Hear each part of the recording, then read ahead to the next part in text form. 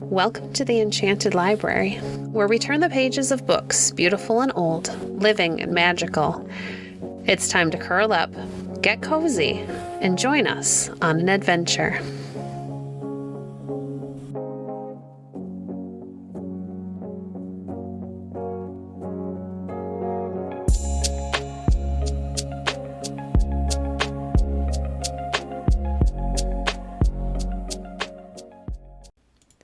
Today we're reading from This Country of Ours by H.E. Marshall.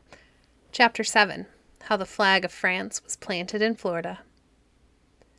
As years went on, many voyages of discovery and exploration were made to the New World by both the Spaniards and the Portuguese, but chiefly by the Spaniards. America was the land of golden hopes, the land of splendid adventures, and the haughty kings of Spain, thirsting for gold and for fame, were lured thither. They sought the fabled 7 cities of gold. They sought the fountain of eternal youth.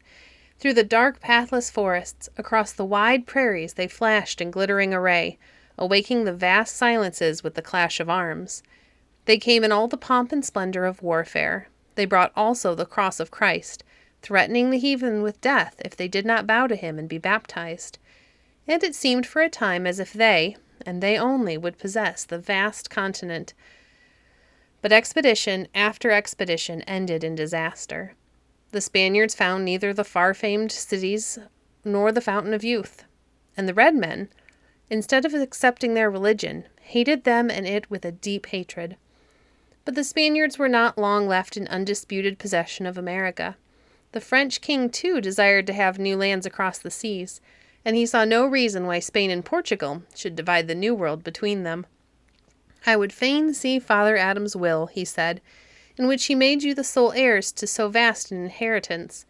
Until I do see that, I shall seize as mine whatever my good ships may find upon the ocean."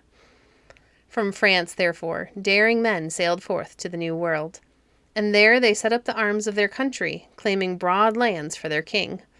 And now came the time when all Christian lands were torn asunder by religious strife.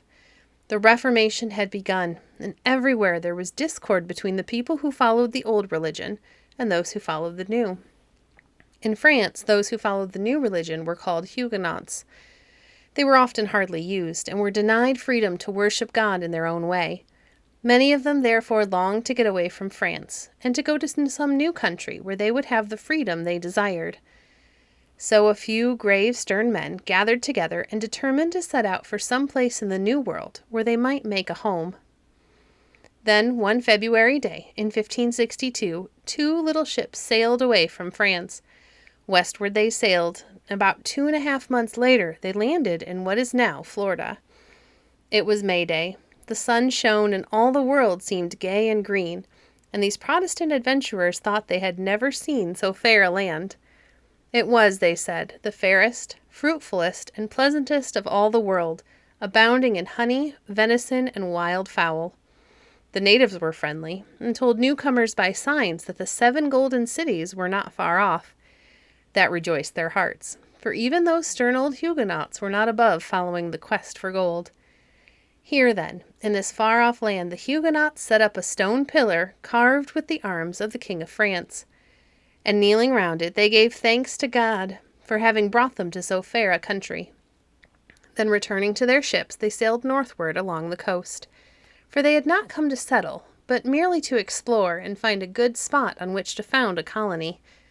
But the land seemed so fair, the air so balmy, that they were ready to settle there at once and never return to France.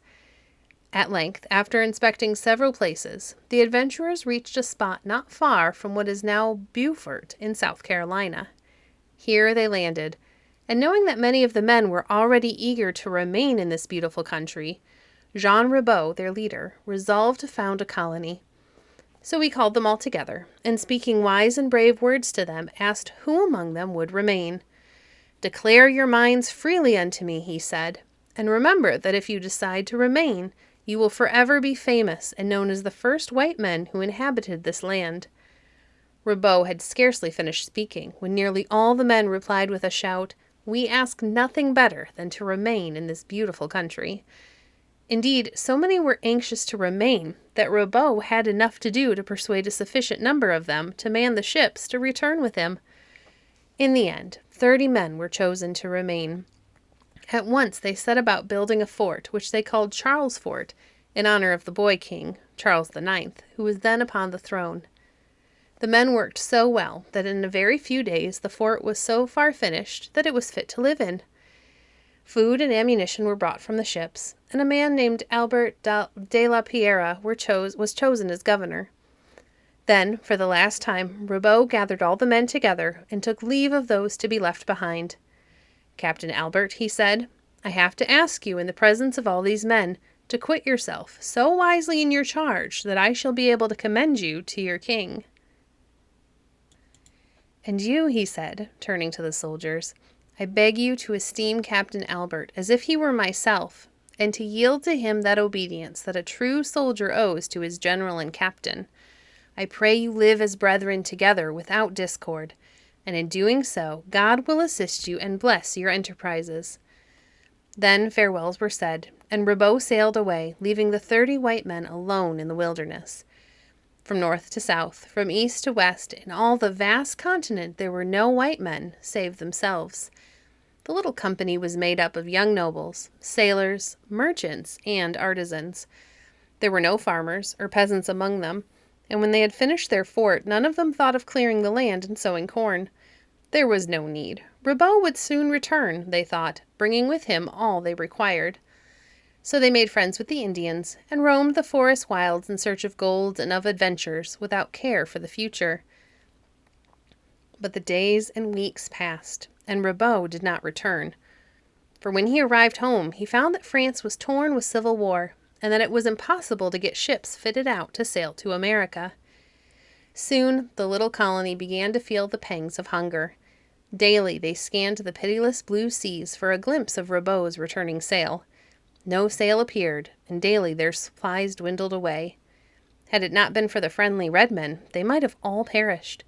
For the Indians were generous, and as long as they had food themselves, they shared it with their white friends. But at length they could spare no more. Indeed, they had already given the palefaces so much food that they themselves, they said, would be forced to roam the woods in search of roots and herbs to keep them from starving until the harvest was ripe. They told the Frenchmen, however, of 2 rich and powerful chiefs who held sway over land which lay to the south, where they might obtain endless supplies of corn and vegetable. This was indeed good news to the Frenchmen, and guided by their Indian friends, they lost no time in setting out to beg food from those dusky potentates. When the Frenchmen reached the wigwams of one of these chiefs, they were received with great honor. They found that their red-skinned friends had spoken truly.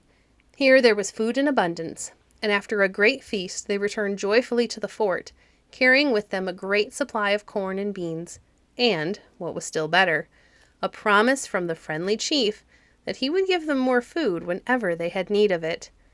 Once more the colonists rejoiced in plenty, but not for long.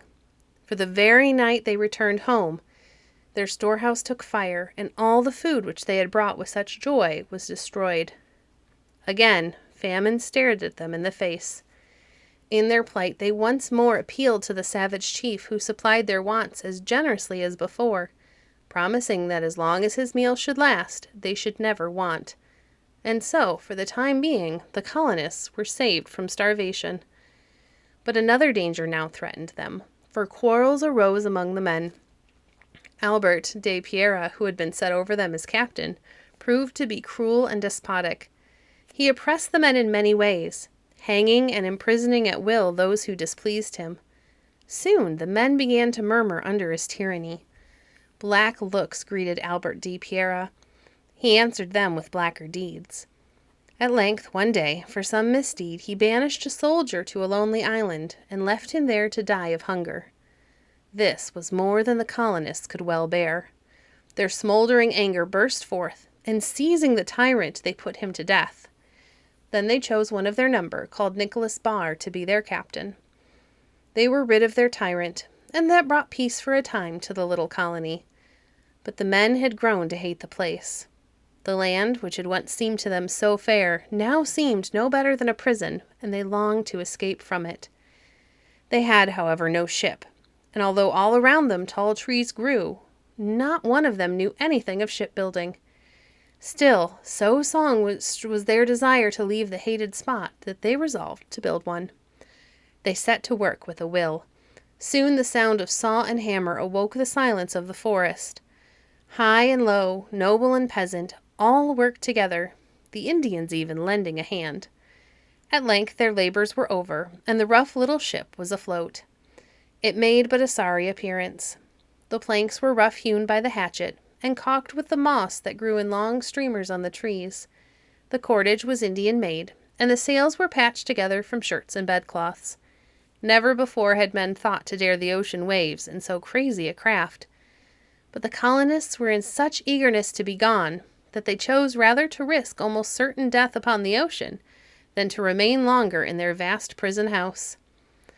So they loaded the ship with as much food as they could collect, and saying farewell to their Indian friends, they spread their patchwork sails and glided out to sea, drunken with joy at the thought of returning to France. At first the wind blew fair, and the little ship sped gaily homeward. Then came a calm. The sun burned overhead, no faintest breeze stirred the slack sails, and the ship lay as if an anchor upon the glassy waters. And as the ship lay motionless, the slender stock of food grew less and less. Soon there was nothing but maize, and little of that. At first a tiny handful was each man's daily portion. Then it was counted by grains. But jealously hoarded although it was, the maize at length gave out, and there was nothing left to eat but their leather shoes and jerkins. Then to the pain of hunger was added the pain of thirst, for the water barrels were emptied to the last drop. Unable to endure the torture, some drank the sea-water and so died in madness. Beneath the burning sun, every timber of the crazy little ship warped and started, and on all sides the sea flowed in. Still, through all their agony, the men clung to life, and sick with hunger, maddened with thirst as they were, they labored unceasingly, bailing out the water. But they labored now with despair in their hearts, and they gave up hope of ever seeing their beloved France again. Then at length the pitiless sun was overcast, a wild wind arose, and the glassy sea, whipped to fury, became a waste of foam and angry billows. The tiny vessel was tossed about helplessly and buffeted this way and that. In the turning of a hand, says an old writer, the waves filled their vessel half full of water and bruised it upon one side. The wretched men now gave themselves up for lost. They cared no longer to bail, but cast themselves into the bottom of the boat and let it drift where it would. Only one man among them did not utterly lose heart. He set himself now to encouraging the others, telling them that if only the wind held, in 3 days they would see the shores of France. This man was so full of hope that at length he aroused the others from their despair. Once more they began the weary work of bailing, and in spite of all the fury of the wind and waves, the little vessel kept afloat. At last the storm passed. Once more the fading wanderers righted their vessel and turned the prow toward the shores of France. But 3 days passed, and no land was seen, and they became more despairing than ever. For now the last grain of corn was eaten, the last drop of water drunk. Mad with thirst, sick with hunger, the men strained their weary eyes over the rolling wastes of water. No land was in sight. Then a terrible thought crept into one mind after another. In a low, hoarse whisper, one man, then another spoke out his thought, that one man should die for his fellows. So deep were they sunk in woe that all were of one mind. So lots were cast, and the man upon whom the lot fell was killed. These tortured wayfarers had become cannibals. Kept alive in this terrible fashion, the men sailed on, and at length a faint gray streak appeared on the horizon. It was the long-looked-for shore of France, but the joy was too great for these overstrained minds. The sight of land seemed to rob them of all power of thought or of action. With salvation in sight, they let the little vessel drift aimlessly this way and that. While they thus drifted aimlessly, a white sail hove in sight, and an English vessel bore down upon them. In the English vessel there happened to be a Frenchman who had sailed with Ribault on his first voyage to Florida. He soon recognized his countrymen in spite of their sorry plight, and they were brought aboard the English vessel. And when they had been given food and drink, and were somewhat revived, they told their tale of misery. The Englishmen were in doubt for some time as to what it was best to do. In the end, they decided to set the most feeble on the shores of France, and to carry the others as prisoners to the Queen of England, who at that time was about to send an expedition to Florida. So ended the first attempt of the French to found a colony in North America. Thank you for joining us today. If you enjoyed today's episode, please leave a review on your favorite podcast platform and share our podcast with a friend. Visit our website at www.enchantedlibrary.net to see our past books or to connect with us on Facebook. If you'd like to support the work we do, you can visit our Patreon page at patreon.com/enchantedlibrary. We appreciate your support. Until next time, friends, happy reading.